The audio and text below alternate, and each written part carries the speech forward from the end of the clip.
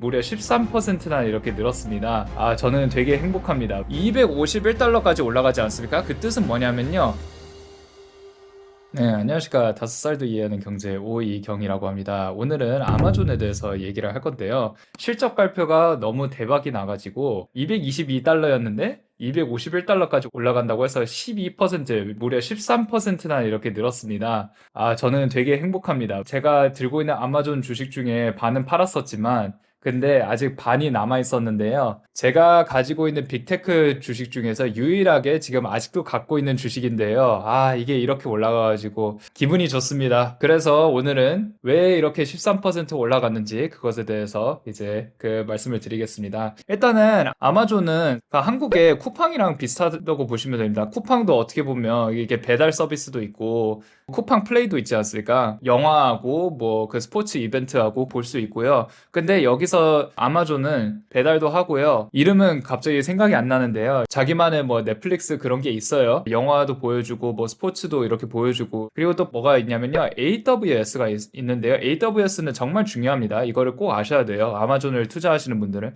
아마존은 단순히 배달 회사라고 생각하시면 안 됩니다. 아마존은 이제 AWS가 있는 게 뭐냐면 전 세계에서 가장 큰 클라우드 서비스입니다. 마이크로소프트에서도 이제 클라우드 서비스가 있는데 사실 아마존이 전 세계에서 가장 큰 클라우드 서비스예요. 이게 AWS가. 아마존은 이번 3분기에 7월에서 9월에 매출이 1,802억 달러, 약 247조 원. 3분기 매출이 247조 원이에요. 참고로 삼성전자의 1년 매출이 그 300조 원이거든요. 작년 같은 기간에 1,589억 달러, 한국 돈으로 217조 원보다 13% 늘었습니다. 훨씬 더 많이 늘었죠. 이게 주가가 늘어난 이유가 왜 그러냐면요. 아날리스트들은 1,778억 달러를 예상을 했는데 현실은 1,802억 달러를 벌었으니까 예상보다 훨씬 더 높게 나왔죠. 그래서 주가가 확 올라갔습니다. 환율을 빼고 계산해도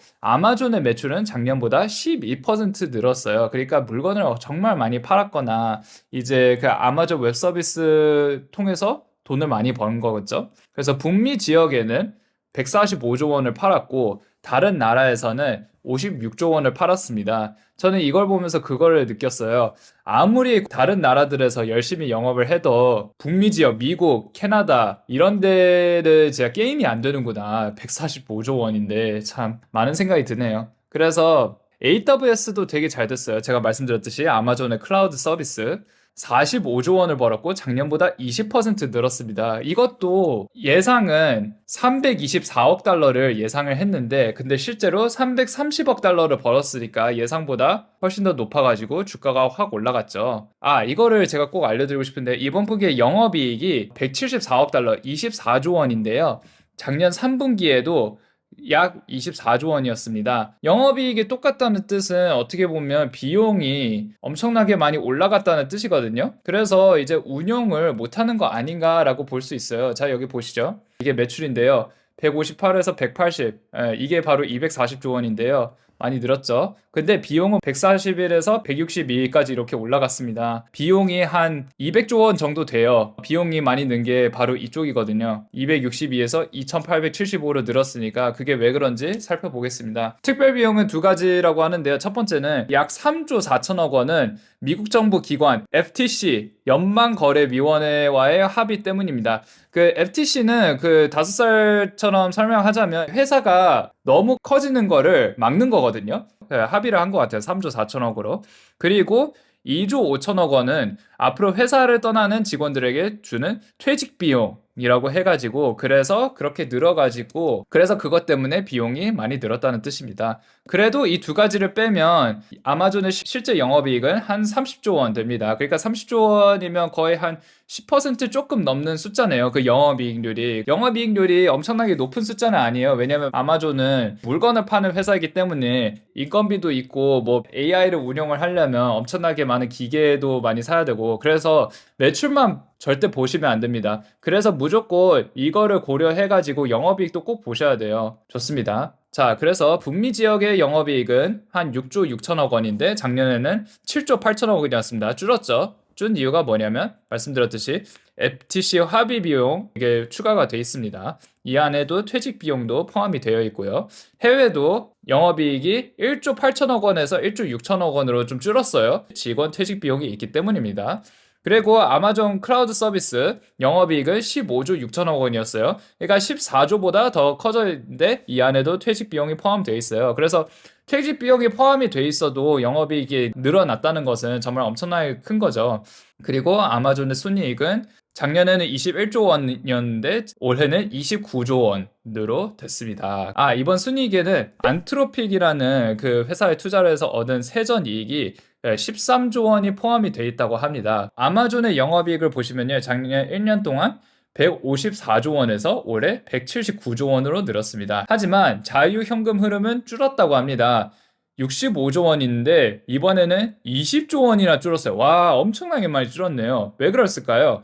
그 이유는 아마존이 지난 1년 동안 부동산, 기계, 장비를 70조 원만큼 더 샀기 때문이라고 합니다. 그래서 이거는 창고, 서버, 배송 장비 등을 더 넓히기 위해서요. 그러니까 45조 원을 썼는데 이거를 뭐 창고 서버에 배송을 썼는데 이거는 뭐 비용이라고 하기보다는 투자죠. 회사가 더 커지기 위한 투자. 그렇기 때문에 안 좋다고 볼 수는 없고요. 그리고 이미 그래도 20조 원이라는 그런 현금이 있으니까 괜찮다고 생각합니다. 그래서 앤디 제시가 뭐라고 얘기를 했냐면요.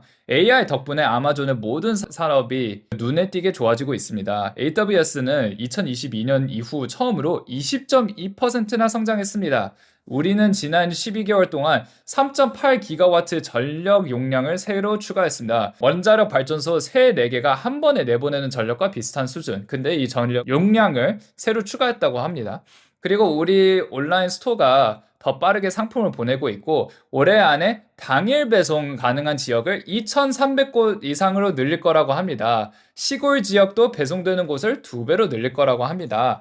사실 저도 미국에 유학 생활하면서 언제였냐 2013년부터 제가 대학을 다니기 시작을 했었는데요. 그때 아마존을 배달했을 때 하루 배송 자체가 없었어요. 왜냐면 미국 땅이 워낙 크기 때문에 만약 하루 배송을 한다면 뭐 3만 원인가 5만 원 정도 내야 됐거든요. 돈을 엄청나게 많이 내야 됐어요. 근데 이거를 하루 배송을 2,300곳 늘릴 거라는 것은 참 그 엄청나게 많이 투자를 하고 있다는 뜻이거든요. 자, 그래서 그 아마존은 이제 새 소식들을 발표를 했는데 이거를 그 직접 읽고 싶으시면요. 여기 있거든요. 제가 여기 있는 내용을 이게 최대한 쉽게 정리를 해서 지금 보여드린 거니까 직접 읽고 싶으시면 여기 읽으시면 됩니다. 아마존은 자기만의 반도체를 만들고 있는데 그게 바로 트라이니엄 2라고 있는데요. 엔비디아 AMD가 만드는 칩은 바로 GPU거든요. GPU는 여러 가지 일을 할 수 있는 이 비싼 반도체라고 보시면 되고요. 트레이니엄 2는 GPU는 아니고 ASIC일 거예요. ASIC는 하나만 잘하는 그 반도체라고 알고 있거든요. 더 공부를 해야 될 것 같은데 아무튼 그 차이는 있습니다. GPU는 아니에요. 그거는 확실해요. 아무튼 트레이니엄 2가 엄청나게 인기가 많대요. 그래서 그것만으로 해도 150% 성장했다고 합니다. 그래서 이 칩은 수조원 규모의 큰 사업이라고 되어 있습니다. 반도체도 생산하고 대단한 회사죠. 프로젝트 레니어라는 AI 슈퍼컴퓨터를 만들었다고 합니다. 그래서 그 클라우드 AI 모델, 클라우드가 뭐냐면 엔스로픽이 클라우드가 있고 오픈AI가 챗GPT가 있는 거거든요. 엔스로픽을 소유하는 회사가 바로 아마존이라고 볼 수 있습니다. 그래서 울트라 서버 뭐 엔비디아의 블랙웰 슈퍼칩으로 만들어졌다고 합니다. 이제 키로라는 AI 코딩 도우미 프로그램도 있다고 했는데 그 미리 보기 단계에서 10만 명의 개발자가 써봤다고 합니다. 그래서 코딩을 쉽게 도와주는 그런 것 만들고 있나 봐요. 저는 이게 제일 재밌었는데 퀵 스위트라고 있는데 그게 AI 동료 프로그램이라고 나와 있는데요. 이거는 회사 직원들이 AI와 대화하면서 자료를 찾고 리서치하고 일 처리를 도와주는 기능이라고 합니다. 그래서 이 덕분에 일을 며칠 만에 끝내고 시간은 80% 절약, 비용은 90% 절약할 수 있다고 얘기를 했습니다. 자, 트랜스폼이라는 AI 도구가 있는데 회사들이 아마존 클라우드로 옮길 때 쓰는 프로그램이에요. 지금까지 70만 시간의 수고를 덜어줬다고 얘기를 합니다. 이것도 재밌는데요. 커넥트라는 고객 센터형 AI 솔루션이라고 있는데 고객 통화를 AI가 대신 처리를 해준대요. 120억 분의 고객 상담을 처리를 했다고 하고요. 연매출 1조 3,700억 원 정도 규모라고 합니다.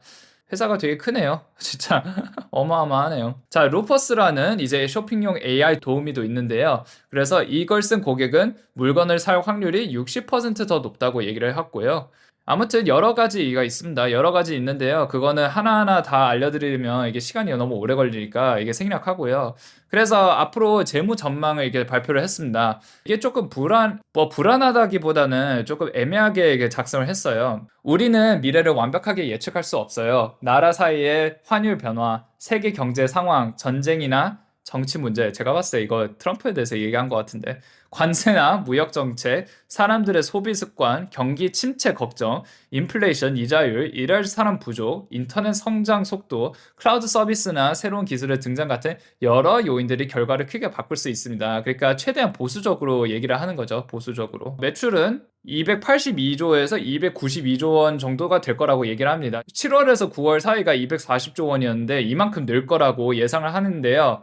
제 생각에는 왜 이렇게 예상을 하냐면 크리스마스 껴있고 땡스기빙이라고 돼 있는데 미국의 추석이라고 볼 수 있죠. 그래서 땡스기빙하고 크리스마스가 있으니까 어느 정도 매출이 더 증가를 하지 않을까라는 생각이 들고요. 그래서 작년 같은 기간보다 10%, 13% 성장할 것이라고 이렇게 얘기를 했습니다. 영업이익도 7월에서 9월은 30조 원인데 이제 36조 원 정도 예상을 할 거라고 하고요. 작년보다 조금 더 나아질 거라는 뜻이라고 얘기를 했습니다. 아마존에 대해서 대부분 다 얘기를 했는데요. 시가총액이 3,399조 원, 삼성전자의 8배에서 10배 정도 되는 사이즈라고 보시면 됩니다. 그 덩치로만 봤을 때. 지금 최고점이 242달러인데 251달러까지 올라가지 않습니까? 그러니까 한마디로 이거를 더 능가를 했다는 뜻인데 그 뜻은 뭐냐면요. 올라가는 상승세는 플러스 알파입니다. 어디까지 올라갈지 모르겠어요. 아무튼 오늘도 봐주셔서 감사드리고 구독, 좋아요, 알림 설정 부탁드리겠습니다. 감사합니다.